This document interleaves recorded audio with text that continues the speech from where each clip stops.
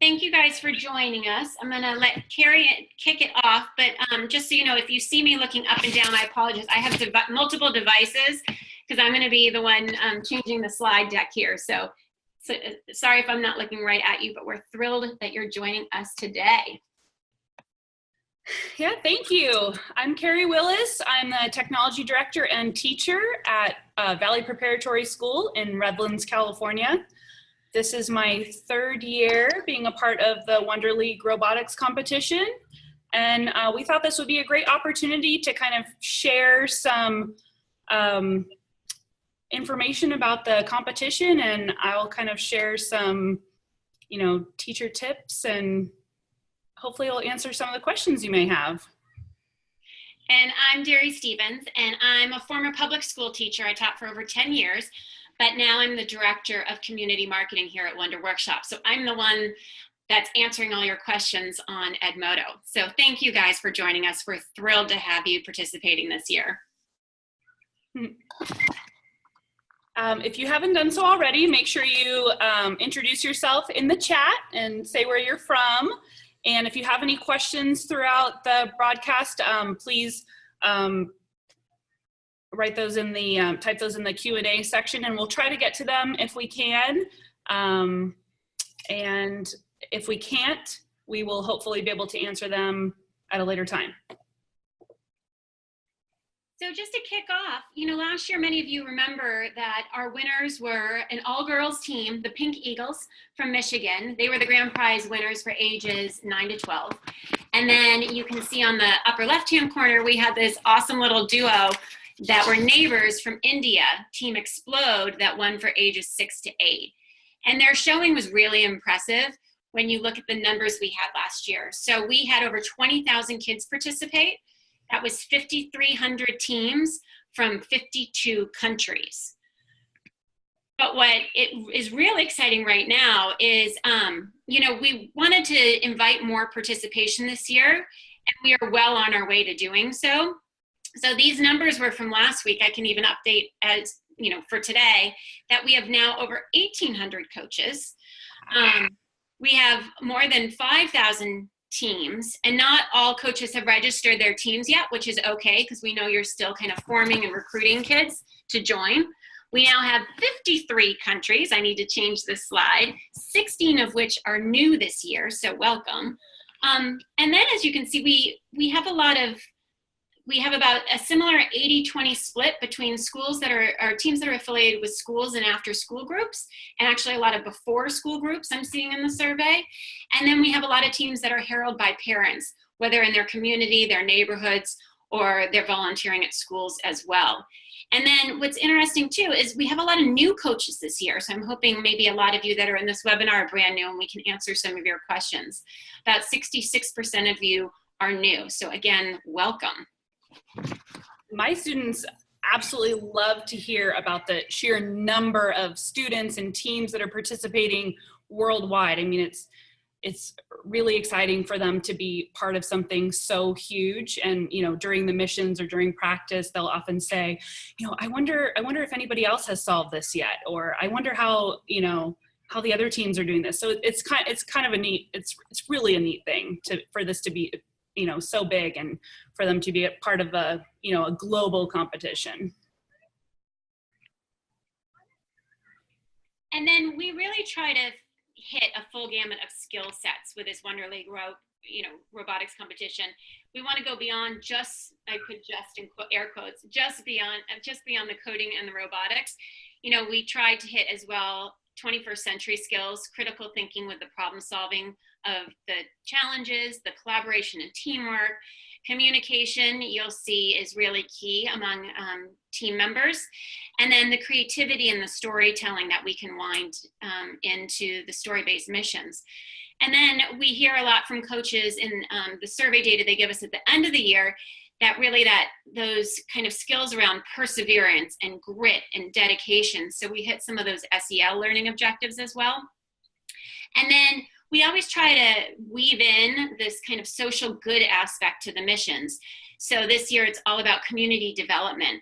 And we find that this really is important to our design process, because a lot of kind of civic engagement tends to appeal not only to boys who participate, but especially to girls. And last year, 47% of the kids who participated were female, which is great considering how we tend to be underrepresented in computer science initiatives and experiences. Yeah, and I love the fact that this is truly a STEAM competition. You know, it's not just robotics, it's, you know, the integration of the journals and the writing and reflecting, along with the, you know, science and social studies ties with this year's theme, and the engineering and design of the robot accessories. And my students love the art aspect, you know, decorating the cups and accessories, and, you know, the math that's involved with the coding.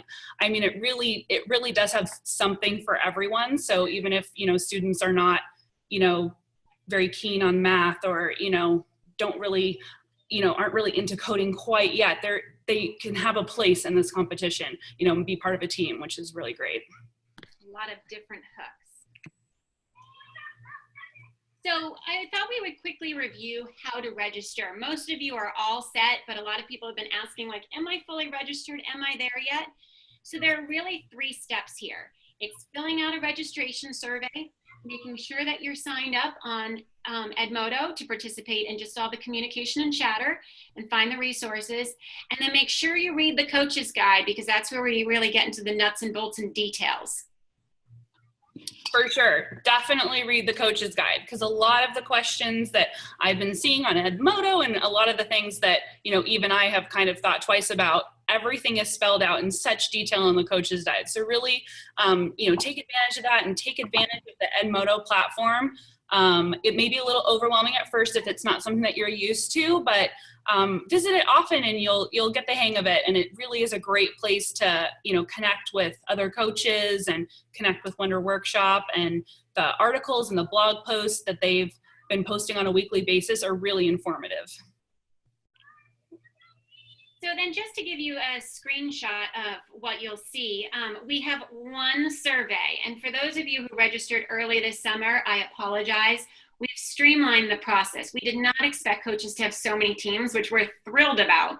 But we also realized that early on, our process just wasn't as straightforward and time efficient as possible. So we switched it back in September, and now there is one survey that you will fill out. And through this survey, you will enter all your team information. When you are done with this survey, you will see at the bottom an edit link. You will also receive a confirmation email saying, thank you for completing the survey. And that will have an edit link. You can use this edit link at any time to go back and update team data. We've had a lot of coaches that have added teams after they started the registration process. So just know that this is a living and breathing survey form that you can edit. So, and let me know, I have access to your edit links. So if you don't get them, some have been caught up in email filters, I can send you a private message on Edmodo with the edit link. But this is what the survey looks like. Then on Edmodo, for those of you that are new to Edmodo, this is a popular platform that are used in schools, but we do know that there's a learning curve in learning how to use it. So there are 2 cohorts. You can join one or both. You can consider downloading the app version to have it on your phone. Do know that you can go in and change the notification settings, because some people have been like, I'm getting tons of Edmodo updates. You can change that and turn that off. You can also change the language settings too. I think there's 20 some odd languages, so you can see the communication of the coaches in your native language. What you do need to know is when you log on or open up Edmodo on your phone, for instance, or on your device, you're brought to the home page. And you know this because if you look at the top where the circle is, the little home icon is illuminated. Why this is important is because your groups are over here in the left-hand column. What you're seeing on the home page is all the possible messages and posts from all of your groups. What you want to do to find the folders section that we keep referring to that has all the resources and materials is you want to make sure you click into one of your groups, because this will bring you to your landing page. And you know you're in a group landing page because it has this lovely colored banner at the top. And also the group over here is highlighted in the left-hand menu. Once you're in this landing page, so this is what it looks like for the group 6 to 8, this is where you find that all important folders tab. And in the folders tab are more folders and files, but this is where you'll find all the mission information. And then there's all sorts of other information. We've probably given you a little too much, but blog articles, guides, the solutions, the team registration materials. There's a lot in there for you to use at will. So do find this folders tab. Again, you have to go into one of your groups, and then it's at the top. The materials in both groups in the folders tab are exactly the same. So if you belong to both, just access it through one. All right, some of the other things that you can find in Edmodo are the coach's guide, obviously, which we talked about. Make sure you read through that. Community hosting guide, celebration pack, local media kit. These are just kind of ideas of how you can celebrate locally within your community, within your school, you know, reach out to a local newspaper, really celebrate these kids' accomplishments, because, you know, it's a lot of time and effort that goes into this, and, you know, they deserve the praise and recognition from, you know, maybe a little bit bigger than within the classroom, but school-wide, community-wide, and they have some great resources in there for you. And then also within the coach's guide, down at the bottom, I think it's the very last page of the coach's guide now, we included this coach's code of ethics. And we just want to remind you that this at its heart is a competition for the kids and by the kids. And we want it to really be a learning experience for them. Definitely. My job as a coach, I kind of just consider myself the team cheerleader, and I encourage them, I praise them, I help them stay on task. I also help clarify instructions. You as a coach can facilitate conversations between teammates, but we can't help them, you know, solve code, you know, or write the code, but we can kind of, you know, I would say clarify and cheer them on, kind of keep them on task. When my students are struggling, I kind of, instead of helping them by showing them what to do, I help them by, you know, maybe looking at the question a different way, or breaking it down into parts. And breaking it down to parts is what really has worked for some of the tougher challenges where they've struggled. You know, sometimes I'll say, well, why don't we just focus on this one piece right now? You know, and you know, they're struggling maybe on a turn. Let's just practice turns. Like, let's get off the mat, you know, step away from the mission, and let's just practice this one skill. And then sometimes that kind of eases the, you know, the overwhelmingness of, you know, some of the larger missions. So I would just say, you know, be their cheerleader. You're not a teammate, you're a coach. So. And you may want to create something like this for your teams as a team. So we put an example on the right. This isn't to do with the competition, but something like this, a team agreement, a team manifesto, something that you as a team build on. What are those protocols and principles that you want to adhere by? Because again, as Carrie said, you know, at the end of the day, you're the cheerleader. One of my favorite videos last year had a boy on his team saying, "This is the 128th time we're trying this code." You know, he said it with a big smile, but I'm sure that coach was, you know, cheering him on that 20th, 50th, 100th try. Yeah, definitely. And I think that back to kind of creating your own rules, one of the coaches on the Edmodo chat said that she was having a problem, you know, with kids just really not kind of focusing and, you know, kind of goofing around, and sometimes creating a student, you know, essential agreement of sorts really can help, because they've kind of established their own set of rules and criteria for what they're going to try to accomplish throughout the, you know, the meetings or the competition itself. And I think they're more likely to kind of buy in when they've kind of set the tone. Agreed.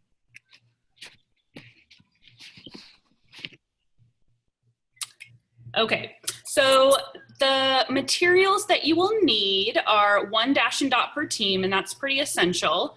It's definitely recommended one grid mat per team, but if that is not possible, because some of you I've seen have, you know, upwards of 30 teams, someone even said they had 50 teams. I don't know that all those teams are practicing in the same place at the same time, but if they're not, you obviously don't need one per team, because they could share if they're on different days. And it is possible for two teams to share a mat if they're kind of in a different stage of a mission. You know, one team could be testing while the other team is defining their code, but it's easiest if you have one map per team. And then some of the other materials that they are going to need are 8-ounce cups. So that would be like a solo cup, right? Or 16-ounce cups work too, right? We usually use the red solo cups. I think those are 16-ounce, a cup of sorts, I guess. Cotton balls, paper clips. Instead of cotton balls, you could use little like pom-pom balls, bottle caps, Legos. Those kind of work well with the dash and dot attachments. And one thing that I've found, my students are already on one of the challenges where they're having to like create something original, and they're really, really enjoying that. And they're using a lot of kind of junk from all over the place to kind of develop, the different add-ons to Dash. And I found that maker boxes are a lifesaver. So down in the lower right-hand corner, it shows an example of one that I have in my room. They're just plastic shoe boxes. I think they're under $1 at Home Depot or Target or wherever. And I just fill it up with all kinds of supplies from everything I get from the dollar store.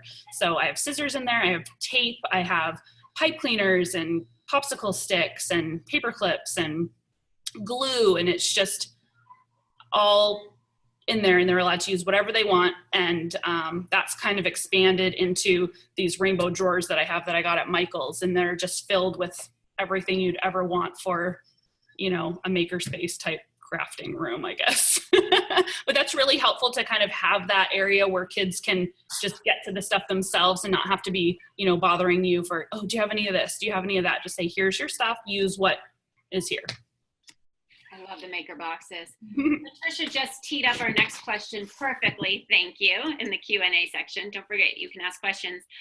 This year we did not produce a map like we did in year 2. And it was because when we looked back at year 1, we actually found that we seem to have a lot more creative storytelling in the end solutions. And we think, it's an assumption, but we think that's because the kids were able to kind of create their own worlds via the maps, and they created their own settings. So we want to kind of bring some of that creativity and artistic expression back into the competition. So this year we are offering 3 different options. You still can buy the map. So there is a third party that we're not affiliated with called Robot Maps. And we have this within Edmodo. There's a blog article. I can share it again, but I linked it here, and I will share these slides. But Robot Maps is producing a map that is to our competition specifications. And they actually have a really cool video and map option that you can buy where it's a green screen, which I didn't even think of. So that's just fun. They're not inexpensive, but do check out that option. The other thing we did that in the folder section is we shared 2 EPS digital files. So what you're seeing on this slide, the white one and the black one, you can take this file and have it printed locally. So Kinko's, you can have it printed. You basically are getting a big banner made. You can go to esigns.com, seems to be one of the cheapest options. But often, Carrie can attest, she went to a local printer and they can often help bring the cost down. The third option, which, I taught 3rd grade, so I was all about the glitter and the glue and the stuff, is you can make your own. So these are actually examples, sorry for the fuzziness, but I pulled some of these photos off of Edmodo, so they're not top quality. Here are some examples of people that have created their own. So you can use things, you just need to think about what's gonna lie flat and easy. You could just simply put, like in the lower corner, tape on a floor. If you have that space that is not highly trafficked, that could be an option.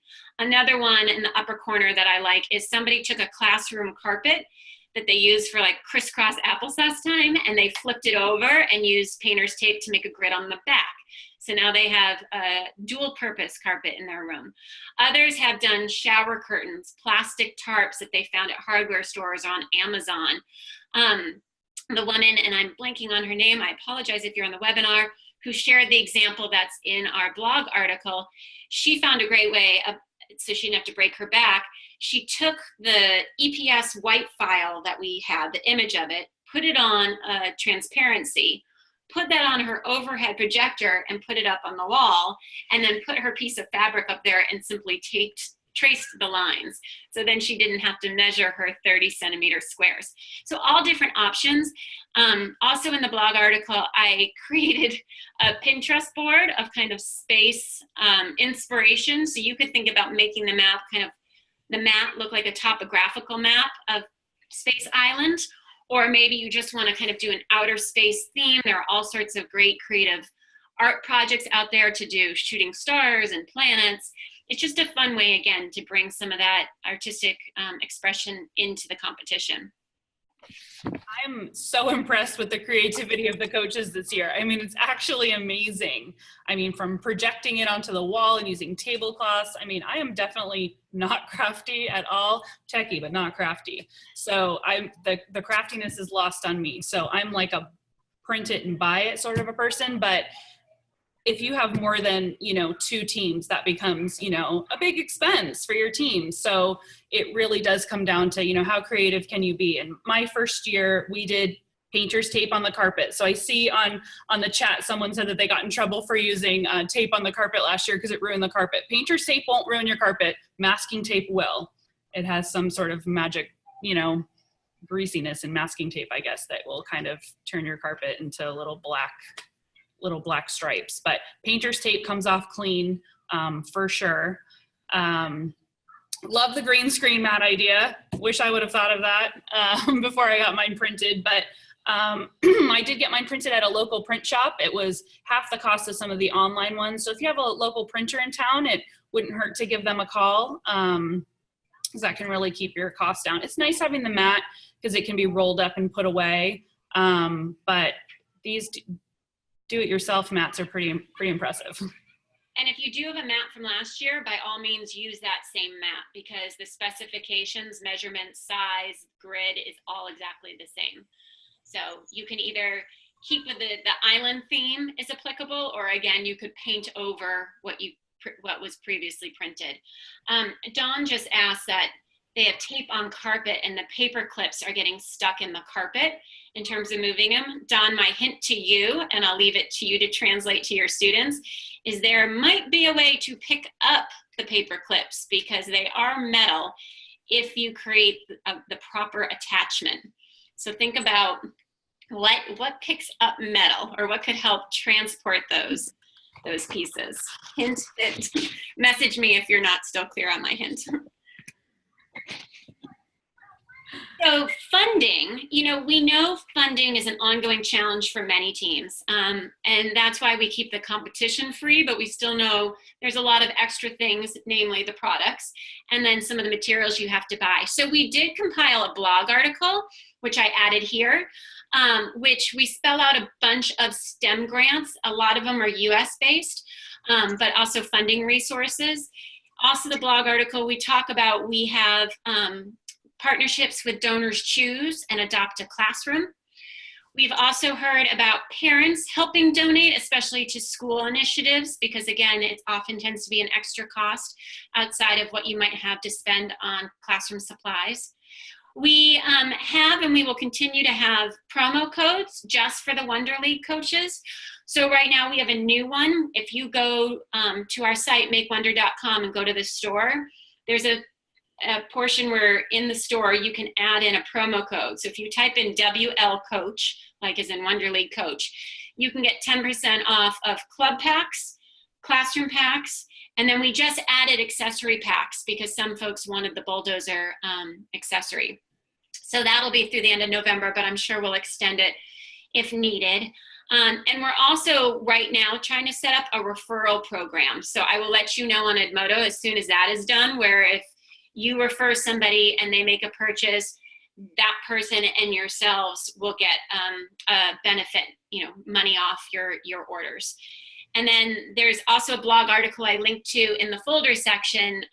Tom Howe, who is a coach from Turkey, a first-year coach, he writes about his struggle and his, talk about persistence and perseverance on how to get robots into his school and all the kind of negotiating he had to go through with administrators and then dealing with customs, and he persevered. So we're thrilled to have him and his teams this year. Another idea is that you can possibly, if this is okay, you know, with your school or your district, you could charge a small fee for robotics. I mean, this is a lot of time that goes into this competition and your time, and, you know, a lot of parents would be more than happy to pay, you know, a small fee for their children to have this experience. So I charge a small fee for our after school program, and I use that to cover the cost of the mat. That way I'm able to buy it and I don't have to make it. T-shirts for the kids that I ordered online, and you know, some of the crafty supplies and, you know, maker box stuff, and snacks, lots of snacks. I'm just going to answer 2 quick questions that came up in the Q&A. Edmodo is free, so you just need to log on with a teacher account, and there are blog articles we can point you to for that. And then people are asking what the hint is that I was talking about moving the paper clips. Magnets. So in the challenges in mission 1, you might want to, again, hint, don't tell like I'm telling you, but your teams, that there might be a way to use magnets in some sort of original attachment or with the bulldozer accessory to pick up the paper clips. Once it was clear to me that they did in fact mean that it was kind of bonus points to drop off, you know, one set of recyclables or trash, and then keep the other set and move to a different square. I asked the question on Edmodo, and it was answered, you know, with the little hint. So when the students came in and they read that and they said, well, that's, you know, how are we going to do that? How are we going to keep it? And I said, I don't know. You're going to have to figure out a way to keep some of your stuff attached to the robot and, you know, drop off some others. And it literally didn't take them more than 10 seconds till they all said magnets. So, yeah. You know, I didn't even have to give them a very, very easy hint, but they were concerned about the magnets ruining the robots. But I have been assured that a kind of a standard low budge type magnet will not damage Dash. Yes, we checked with our engineering team and we are good to go. So team recruitment. Oh gosh, I don't think anyone is going to have any trouble recruiting team members, right? I mean, some of you have, you know, upwards of, you know, dozens of teams. So I think the problem is more, you know, how to tame those numbers. But, you know, team recruitment, there's recruitment materials that are available through Wonder Workshop. You know, if you need posters or images, things like that. In a very perfect world, I feel like as a coach, the perfect number on a team is 3. I don't have a perfect world in my room because I have, you know, 4 and 5 on a team. So you just kind of have to establish or give the idea of roles to your team members, so that, you know, it kind of keeps them busy. Establish roles. You know, there's coders, there's designers, there's robot resetters, and they will kind of establish their own roles. That's kind of what my teams have done. So I don't have like any sort of like set rotation. You know, they know what their strengths are, and you know, someone whose strength is not coding isn't going to be necessarily wanting to grab the iPad away, but it may happen, and that's okay. We usually have 2 coders together at all times, so that they're kind of feeding off of each other, and we kind of do, you know, 2 heads are better than 1. And then the other students are, you know, maybe building something, or, you know, resetting the robots or resetting the cups, things like that. So, and just to clarify about the age requirements, because there's been a lot of question on that this year, the 6 through 8 category just means that they have to be 8 when the competition starts to be in the 6 through 8 category. And the 9 through 12, they have to be 12 when the competition starts. So it's okay if they turn 13 halfway through, but they cannot be 13 when it starts, you know, turning 14. Hope that answers some of those questions. And you can always age up. We've had a couple questions like, oh, I have one child that's 6 to 8, but everybody else is older. You can age up a child into the 9 to 12 category. That's no problem. You just can't age down. Mm-hmm. So when we look at the timeline, you know, we extended the timeline this year to allow teams to create their own kind of schedules based on holidays, school calendars, personal calendars. So this year you have from September 18th to February 6th to both start and complete all 3 missions. All submissions are due by February 16th. So theoretically, you could spread out the practices throughout this whole time period. Or if you want to, you could compartmentalize and devote, let's say, an entire month to solving all 3 missions. Really, the timeline and the scheduling is up to you as the coach and your teams. And remember, we changed the framework to allow you to work at your own pace. So what we wanted to emphasize this year is it's okay if you don't finish all 3 missions and don't finish like the whole competition. Last year, we heard from a lot of coaches that really the collaboration and the teamwork and the creative problem solving, that was what was most valuable, not really the competitive side of it all. So what we wanted to do is, again, make it more flexible. So you could cherry pick. You could say, okay, this year we're a new team. We're really just going to focus on completing mission 1 and celebrating that accomplishment. Or maybe we're going to, pick a challenge from each of the 3 missions. Do know that the missions are scaffolded, so they're meant to build on each other and get harder. But it's really up to you. So I would just encourage you to ask yourself, like, what is your ultimate goal? What do you really want your teams to get out of this experience and being part of the Wonder League this year?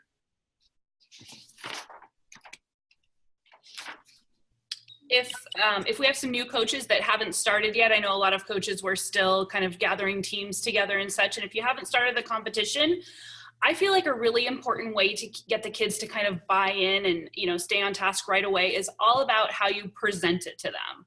So that might be in some, creative way that you come up with. One of the daughters of somebody at Wonder Workshop, I think, created this little intro video, which is a really cute intro that you're welcome to use with your classes.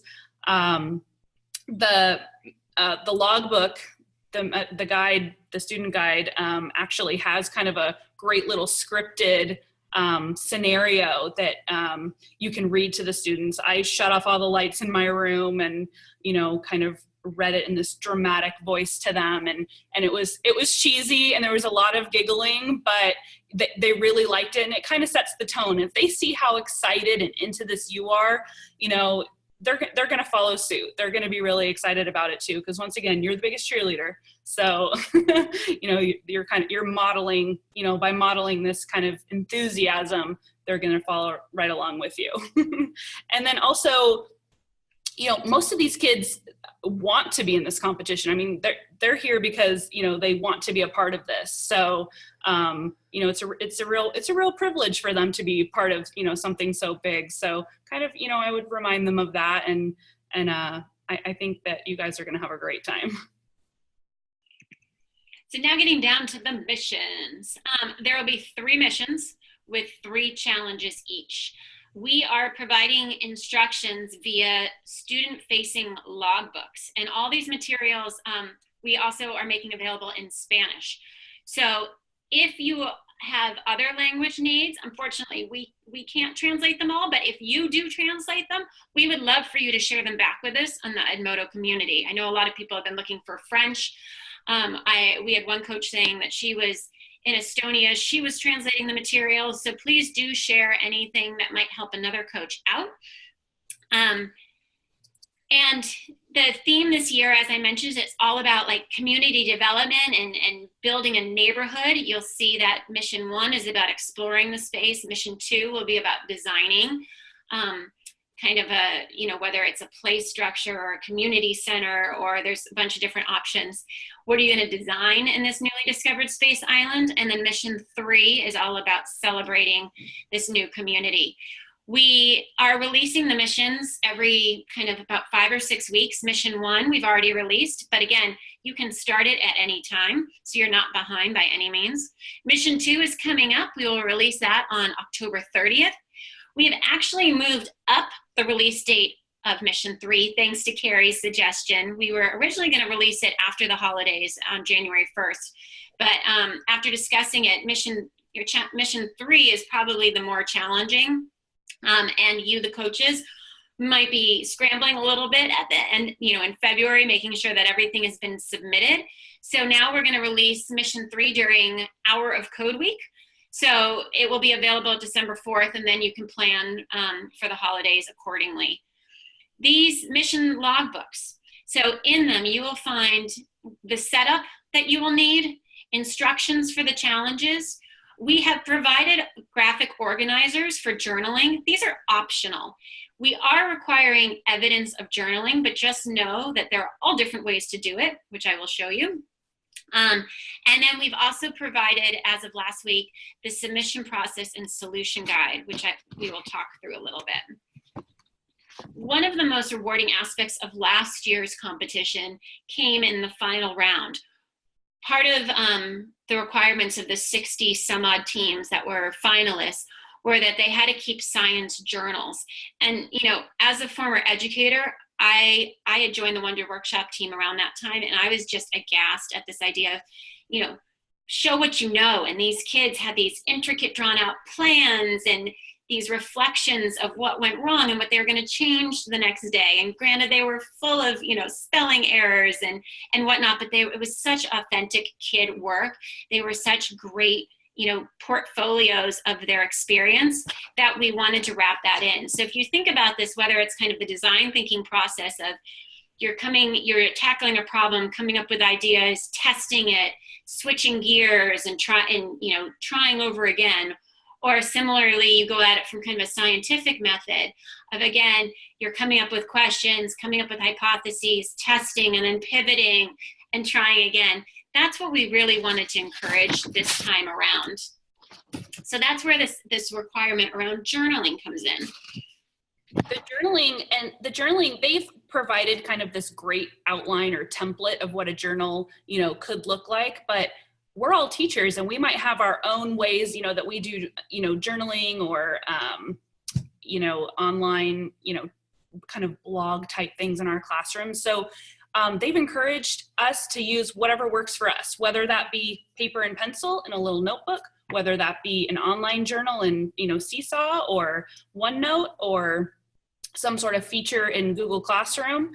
Use what works for you. Follow the guidelines of kind of, the different milestones and the reflection pieces and the planning pieces.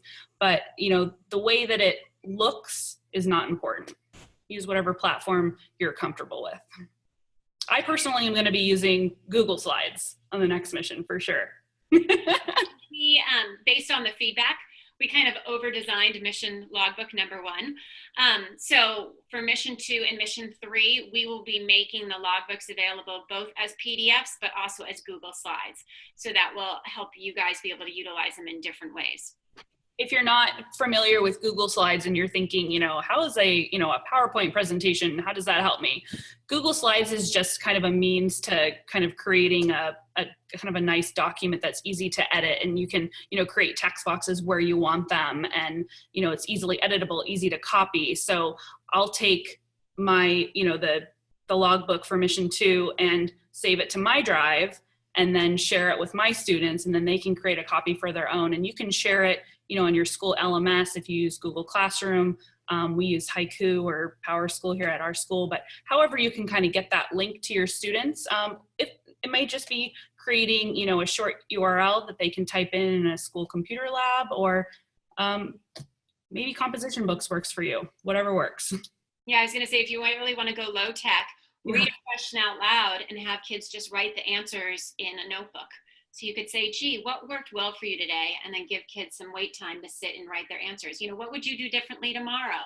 We're just trying to get at that, both the planning and then the reflection side of things. And I've got a lot of the 6 to 8 teams, will do more of the handwritten pieces, because if I had to wait for my 6-year-old daughter to type something, we would be here until, next February. So definitely, but, it could be even maybe a video journal. Is that something that could be submitted, where the students are just talking through? I mean, that sounds like a great idea. Yep, completely. So the submission process, this year, it's a little different from year 1 and 2. Last year, we judged 5 missions for all 5,300 teams. And as we're growing, it's just not feasible. As much as we love looking at the content, which we will still be doing, we're not judging each and every team submission this year. Instead, what we're doing is we're awarding team participation points. And again, this will allow teams kind of a lower threshold for entry. And the way, first of all, make sure you read the submission process and solution guide that's in the folder section. But what we're doing, for instance, for mission 1 is we are asking for 5 specific pieces of what I'm calling evidence. So basically, we're looking to see that your kids were involved in the challenges, all 3 that are in mission 1. We will be ramping up these requirements as we go. And if more than 1,000 teams do all the requirements, so they submit all the evidence for all 3 missions, what we will end up doing is going back to mission 3, we at Wonder Workshop, and we will judge mission 3 submissions. But just know when we release mission 3, we will make that rubric that we might have to use in that tiebreaker scenario public. So you will know up front what we might be looking for should we have to break a tie. But what we're anticipating is that we will extend 1,000 invites for the invitational round, 500 invites for ages 6 to 8 and 500 for ages 9 to 12. And again, you can submit this evidence as you go. The form is live, or you can submit it all at the end, whatever's easiest. The submission form allows for videos, all different file types, photographs. For those of you that have multiple teams, what you could do is create like a Google folder for each team and then sort the evidence by team and then just share that link with us. And that might be the easiest way versus uploading multiple pieces of evidence. So just think about what management-wise is going to make it easier for you. But this form, similar to the registration survey, this form is live and editable. So once you start it, you will get an edit link that just make note of, and you will also get an email with that edit link, and you can go in at any time and update or add to it, and it will be closed as of 11:59 Pacific Standard Time on February 16th. And then do know that within the Google folder where we shared all these materials, there are sample rubrics you can use because you might want to score at the local level. So we did things like sample rubrics, scoring, and then also you can see here the certificate for mission 1, which by all means share with your kids when they do finish. And you know, if the thought of uploading all this evidence and everything is overwhelming for you because you have 30 teams or 50 teams, you know, and you know that you're never going to finish all the missions, that's okay. And that's why it's great that it's kind of broken down into 3 missions, and you can celebrate, you know, each mission individually with your teams. You can celebrate, you know, as a school at the end, you can celebrate as a community. It's okay if you don't finish the whole competition. And I think that that's kind of what's great, because, you know, some of the students won't be any the wiser if you just want to, you know, do this just even on a class level. That's okay. This is just such an amazing competition for, or just an activity, just a challenge, you know, to do with your students. So it's really important to celebrate their achievements so that kind of builds their confidence with, you know, other aspects in school too. I mean, I've just seen my students really grow from this. I mean, it's really been a great experience. So like I mentioned, the final round is invitation only. There'll be 1,000 invites. We will share one last mission with those finalists, and we will judge it internally here at Wonder Workshop. We will be awarding Dash Robots certificate and t-shirts to the top 10 teams. So 5 in ages 6 to 8, 5 in ages 9 to 12. And then we have 2 grand prizes, 1 for ages 6 to 8 and 1 for ages 9 to 12. And that's a $5,000 STEM grant. And I had a question on Edmodo recently from a gentleman asking, you know, how does that STEM grant work? And basically, it's really up to you guys as a team. We send the winners last year, we sent them a form asking them to basically itemize what they were spending the money towards. But as long as it was related to something STEM-esque. So for instance, it could be materials, it could be membership to a program. It could be for an experience. So the Pink Eagles last year took the grand prize and split it up between the girls on that winning team. And the girls used the money towards travel expenses for another robotics competition. I believe it was for Lego, because you have to travel for that one. The kids in India, they similarly split the prize, but between two, because there were just two on that team. And they are sharing soon a video blog of what they did. They both took these crazy trips that were really cool. They went splunking. Vikash, the boy, went to a Formula One race and was looking at things about physics and drag. And it's been really cool to hear how they're using the prizes. But you can decide how it's being split up amongst your teams or how it benefits your school. Okay, true confessions of a coach. My advice is to just really enjoy this. Don't stress, you know, it's about the process. It's not about the end result. You know, there are thousands and thousands of teams, you know, or students in this competition. And, you know, so really it's about being part of something huge and, you know, having your students really understand that and to really kind of take in the whole process and, you know, to experience growth with them and, you know, reflection on this whole thing and watching them grow in confidence. And that is as rewarding for me as any prize ever could be, in all honesty.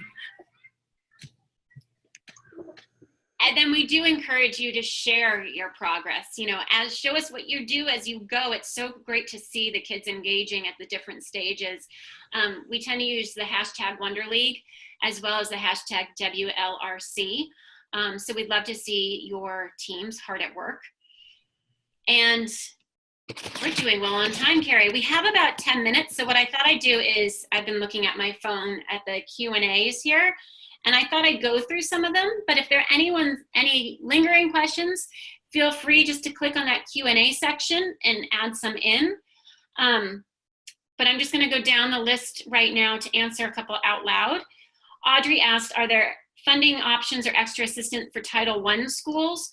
So we at Wonder Workshop don't have anything specific for Title I, unfortunately, but we have partnered with Donors Choose. So do check out the blog article. And again, it's in these slides that I will share because it walks you through the process of how to receive the discount through Donors Choose. Shelley Dunn, I'm gonna double check to make sure there aren't any mistakes, but she was asking about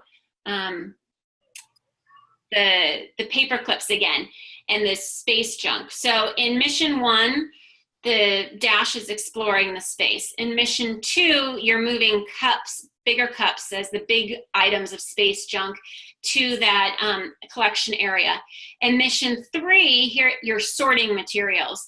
So you're trying to move the cotton balls, which is the space garbage or trash, and then the paper clips.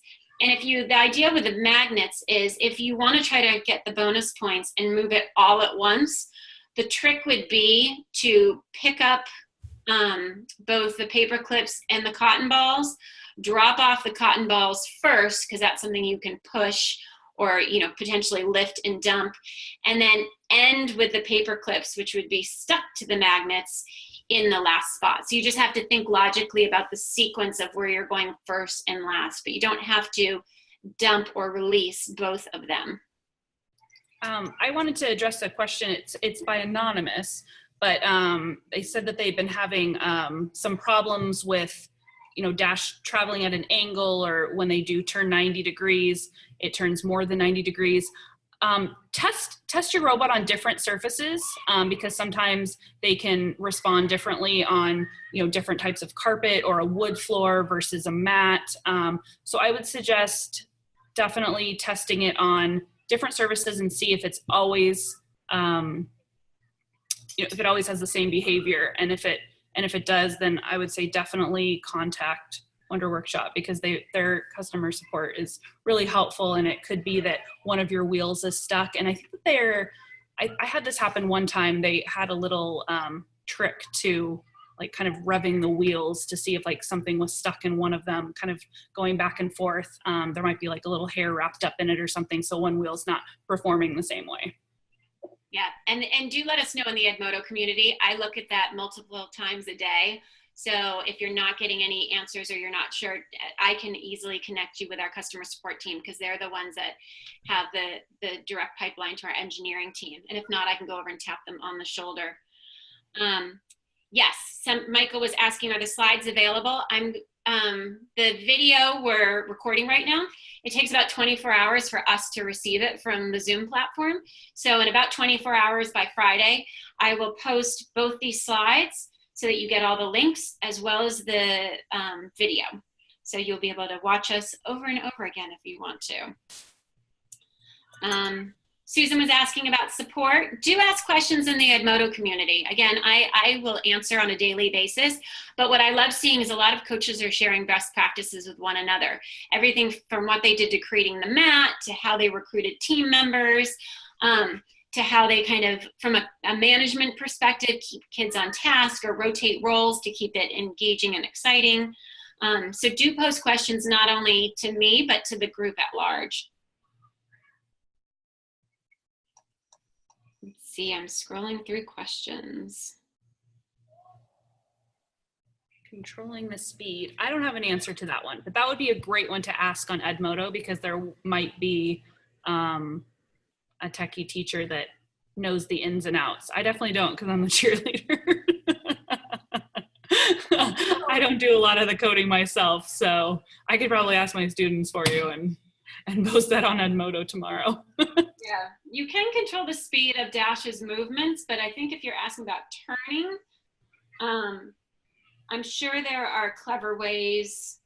You know, maybe you're turning a little bit at a time if you're trying to slow down so it doesn't do one sweeping quick motion, if that's what you mean, Dawn. Any other questions? Carrie and I are happy to stay on for these last 5 minutes. Again, thank you all for joining. We know how busy you are, and thank you for joining the Wonder League. We're excited for this year's competition.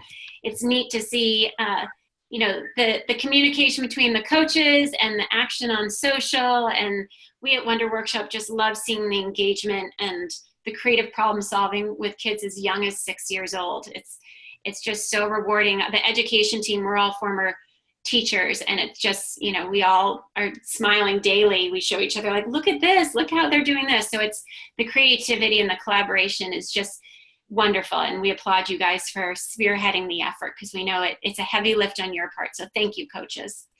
Definitely. If you need moral support, that's what Edmodo's for. You know, if you need to vent or brag, definitely do that because we appreciate that because whatever it is you're going through, we've been there for sure. I'm just going to keep answering questions. You guys are more than welcome to log off though. But just for these last couple ones, Hillary, you're asking about, so Dash doesn't always move perfectly straight. Dash kind of wiggles as it goes. It will keep pretty straight by the end. I'm curious if you're saying the variables aren't accurate. Are you using Blockly? There is an issue right now with the do drive command in Blockly that should be resolved. We fixed it here. It's now just going through QA. So it will be a new release in iTunes and in the Android store. But there was, if you were trying to use the drive block with a certain centimeter exponentially, it was actually losing distance. But if you use the drive forward a couple times or loop it, that works right now. So that's just a workaround. But again, that will be fixed. I've been asking every hour on the hour, but it should be fixed by beginning of next week. There was a question somebody had about whether they could use Blockly or Wonder, and the answer so far has been yes. Can you attest to whether or not they will be able to use Blockly throughout the entire competition, or at some point will they have to use Wonder? Right now, the missions are designed to use Blockly or Wonder. The invitational round may be different, and we're open to feedback. But we found last year that a lot of teachers had, and coaches, even parents, had introduced one app versus the other. So again, we wanted to reward teams for saying, start with what you know and what you're most familiar with, and then maybe extend to something you're less familiar with and challenge yourselves. So you'll see that reflected in the bonus points, like try solving this in the other app. And again, that's about just, encouraging kids to keep pushing themselves and challenging themselves in different ways. We find that Wonder and Blockly kind of appeal to different learning styles. So Blockly, as you know, is block-based code. A lot of folks enjoy it because it's familiar. It's similar to Scratch, obviously. It's very linear. It's very visual. Wonder, Carrie and I were laughing about this the other day. Wonder tends to appeal to almost a different learning style. A lot of young kids really like it. It's a little more expressive. We at Wonder Workshop often say it's like finger painting with code. There's a little bit more flexibility with it. But if you're used to looking at block-based code, it's quite different to kind of digest and get used to. My students definitely prefer Wonder. And when I look at their code, it like makes my eyes crossed. But, I think that that's an adult thing. I think if you really give your students the opportunity to use both, they may gravitate towards Wonder, and that's great. I think we as teachers say, that we would prefer to use Blockly sometimes because it's what we're used to and we can actually physically read it step by step. But all of my students always prefer Wonder. So I think it is that whole learning style thing. And so definitely give them the choice, and they might excel, a little more with Wonder. You never know. And Hillary, back to the Blockly issue, I will let you know when that update's live. I will scream that from the rooftops in Edmodo. Any other questions? Hey, this was great. Thank you, everybody. Thank you, guys. And let us know in Edmodo if you like the webinar, if you'd like us to do more of these. I'm happy to try to cajole Carrie to help again, but we could do this for each mission if it's just helpful to kind of have a touch point and a review. Again, we're here to support you, so let us know what makes most sense and what is most helpful to you guys. Awesome. We have a yes, please already. There's one vote. We can do that. Let's see. One more question. If you use Wonder, can you use... I don't think you're ever allowed to use buttons to initiate parts of the solution, if I'm not mistaken. You have to, if what you mean is by like touching the top of Dash's head to like initiate like the next part of code, I think you have to just run it and it has to run the entire solution. You can't have like a clap or something in the middle that will stop the process, if I'm not mistaken. That's a really good question. I honestly, like I said, I came in at the end of last year's competition, so I had never considered that, Hillary. I can ask Anthony on our team, on our engineering team, is the mastermind behind all these challenges. So I will get an official ruling from the designer himself, and I will message you on Edmodo about that. Do we have another webinar? We don't have one scheduled yet, but I will make sure, yes, we will do more. And we will share that broadly on Edmodo with you guys. And don't forget, every Monday I do a pinned post, which again, you have to go into your group landing page to see it at the top. Remember, your home page shows everybody's posts, at live, kind of like a Facebook feed. If you go into your landing page, you will see a pinned post from Wonder Workshop, and I tend to number them, and I say, Happy Monday, number 1, number 2, number 3. And those are things like updates, new resources, things to keep in mind. I'll answer questions that I'm seeing over and over again that we weren't clear enough about up front. So do look for the pinned post each and every Monday. And sometimes if you have a question, if you scroll through, someone else may have asked the same question, and then there'll be, a whole strand of different responses too. So definitely kind of search the board too. If you have a question, that might be the quickest way. I know there's a lot in that, that folders section. So blog articles, probably more than you really want, but blog articles. We've put in some videos, all the different guides. So, but again, happy to clarify any questions. So ask away. Dawn just asked, where in Wonder do you do the programming? There is a free play area. You actually have to unlock the free play area in Wonder by completing the Scroll quest. A few of the scroll quests. I think you have to do a couple first, which if you've never used Wonder, I highly recommend that you do some of those scroll quests first, because it really does kind of walk you through some of the basics in Wonder and shows the students how to use it. There is a secret trick to unlock all of the different cues, and if you get to the point where you need that, I think you could reach out on Edmodo and we could kind of give you a hint, but it sounds like you've maybe never used Wonder before, so I would definitely highly recommend you have the students do a few of the scroll quests first so that they kind of get the hang of it. And in that folder section, again on Edmodo, there is a folder called Practice Materials. And I put all of last year's missions if you need some like warm-up exercises. I also put in the guides to the answer, like the teacher guides for both the scroll quests in Wonder and then the puzzles in Blockly.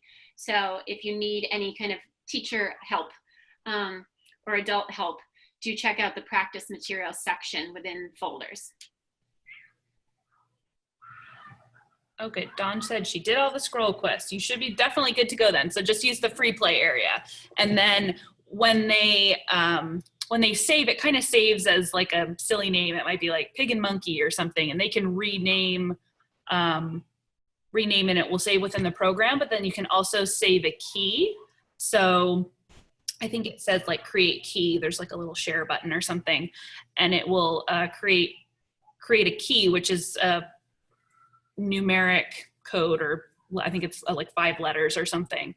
And you can plug that key into then any iPad and it will bring up their saved code. So it's kind of like a short URL in a way.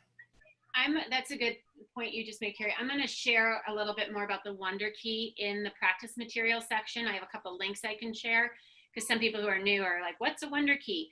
Wonder allows you to share your programs. So if a student creates a program in Wonder, you can create a Wonder Key. Like Carrie said, it's a code that then you can share with somebody, and when they type in that code, they can actually see your program.